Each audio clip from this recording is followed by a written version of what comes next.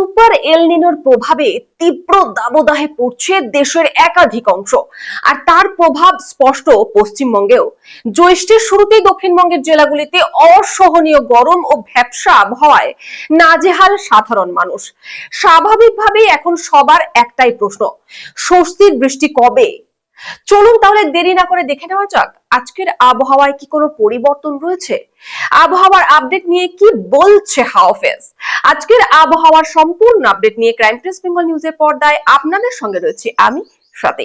আর জ্যৈষ্ঠ মাসের 8 তারিখ 1433 সাল, মে মাসের 23 তারিখ 2026 শনিবার। আজকের দিনের সর্বোচ্চ তাপমাত্রা 39 ডিগ্রি সেলসিয়াস এবং সর্বনিম্ন তাপমাত্রা 29 ডিগ্রি সেলসিয়াস।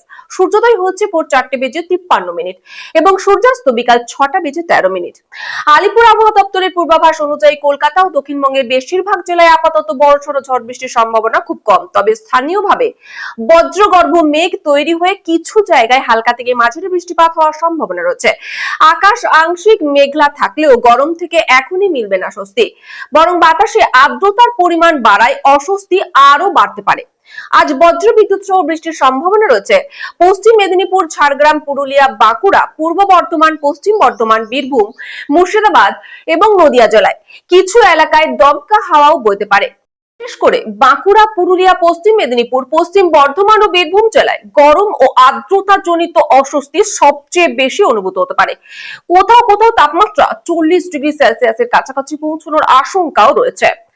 অন্যদিকে উত্তরবঙ্গে বৃষ্টির দাপট আরো বাড়তে চলেছে।